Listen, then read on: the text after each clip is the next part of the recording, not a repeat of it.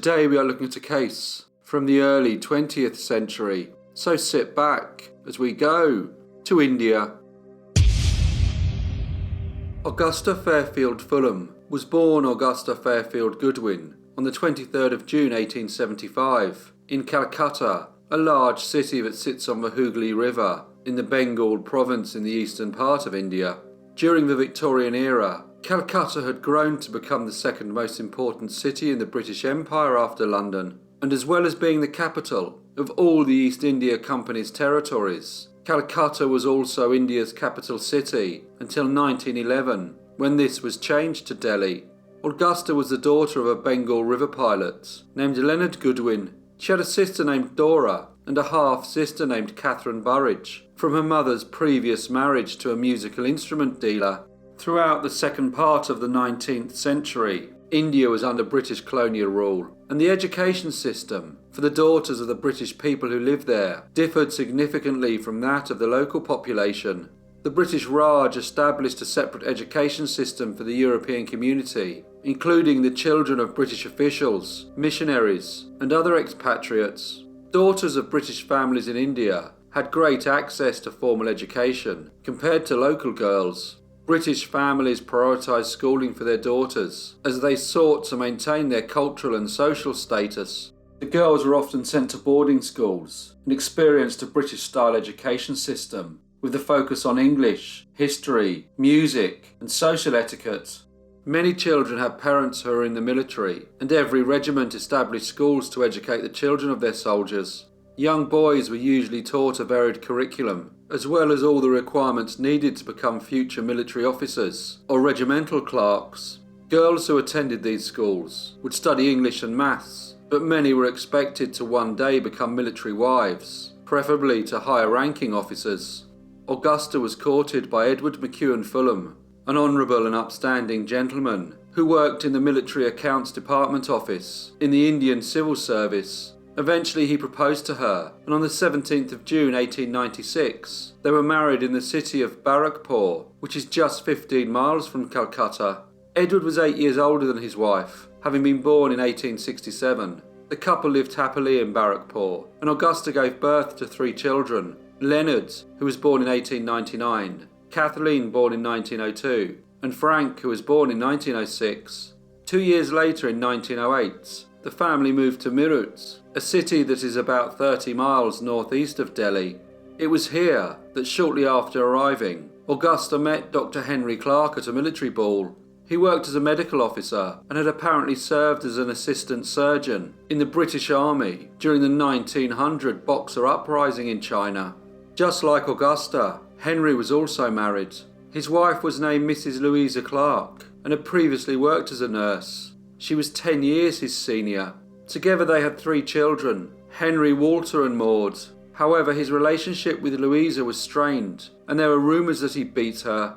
Henry was the son of a painter and of mixed European South Asian descent, so in the rigid hierarchy of the early 20th century British Raj, he was considered to be from a social class below that of Mrs. Augusta Fairfield Fullam. He was, however, very handsome and muscular, and women seemed to pay him particular attention, something he very much encouraged.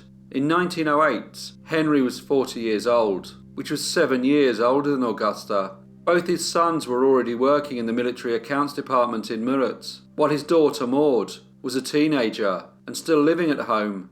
At the ball, Augusta and Henry spent much time in each other's company. Anyone who bothered to notice could see that she was very taken by him. She had heard that his character was questionable and that he had been known to visit the city brothels. He was not very well liked by the British Army personnel, but Augusta was not at all concerned by this. He was very self-confident and assured, and she spent much time in his company. Soon after, Henry and Augusta started an improper relationship. At first, they were discreet about it, but as time passed, rumours started to emerge about the couple's behaviour.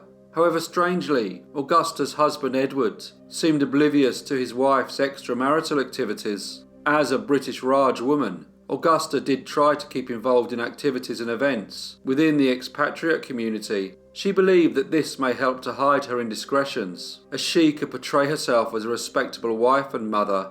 British women in India often participated in social clubs, charity work, and cultural events that were part of the colonial lifestyle. They also interacted with the local people, although the dynamics of these interactions were complex and influenced by the prevailing colonial attitudes and policies of the time.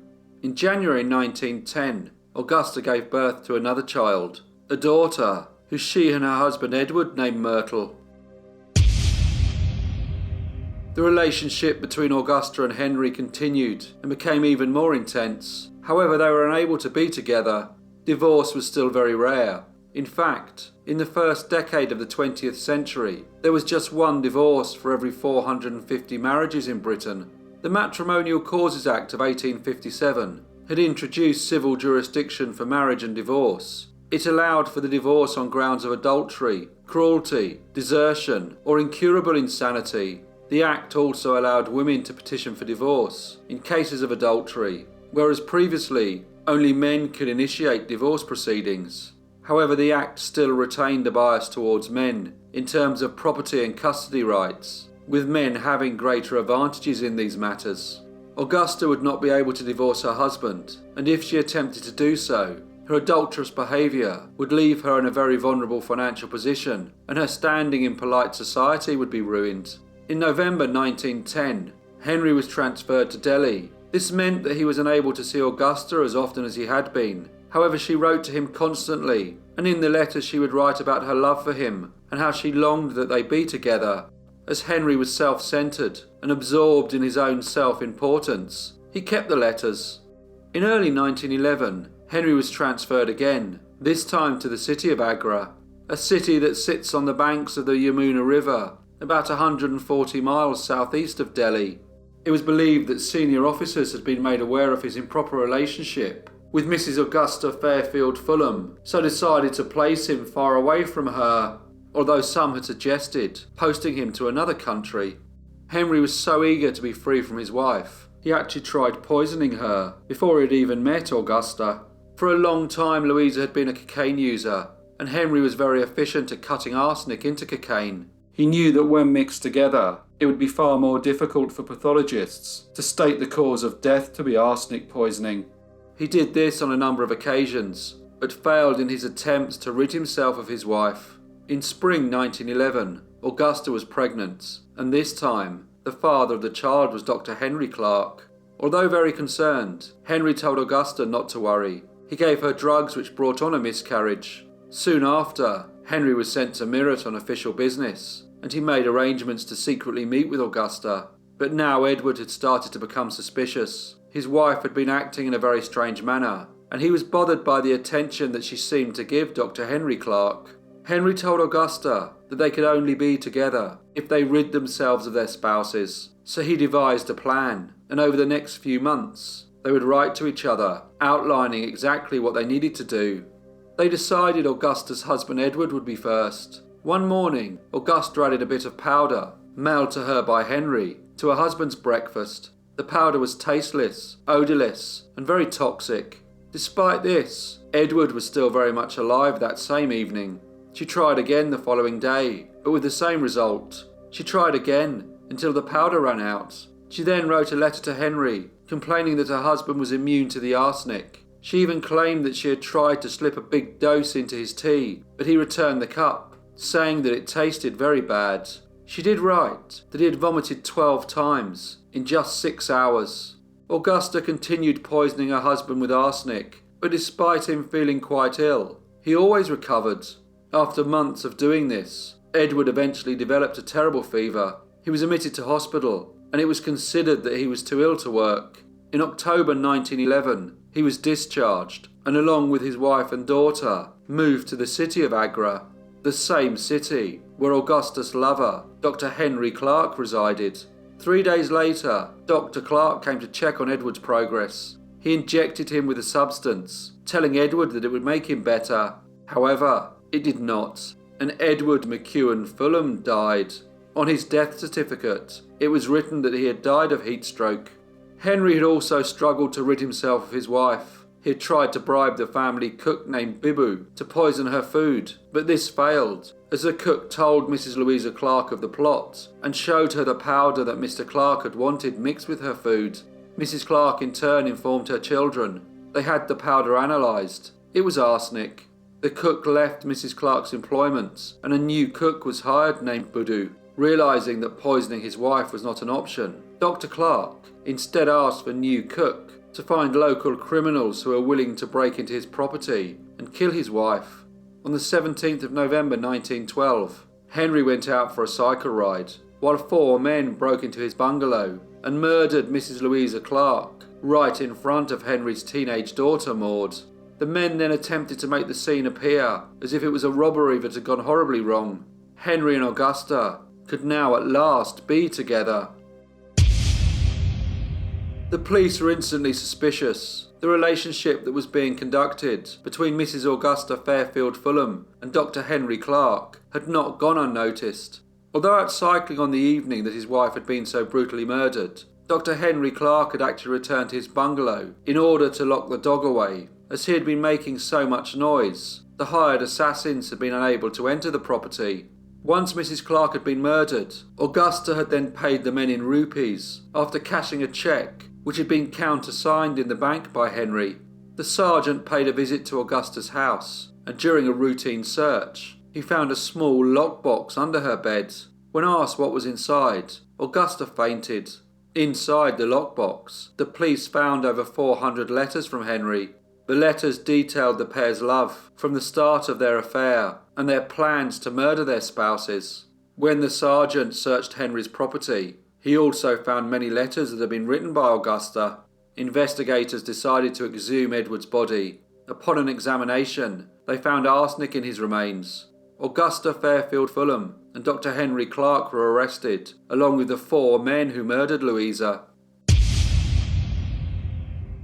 The trial opened on the 26th of February 1913 in Allahabad and proved to be a sensation across India. Henry's daughter Maud gave evidence, as did Augusta's daughter Kathleen. Both girls had witnessed this most horrible crime against one of their parents. Every day newspapers wrote about the goings-on in court, and the story was reported not only in India. British newspapers also sensationalised the case. When the trial ended, the jury retired for only 10 minutes before they returned to find Augusta, Henry, and 3 of the 4 men who had been accused of murdering Louisa guilty, and the judge sentenced them all to death. The 4th man was found to be not guilty.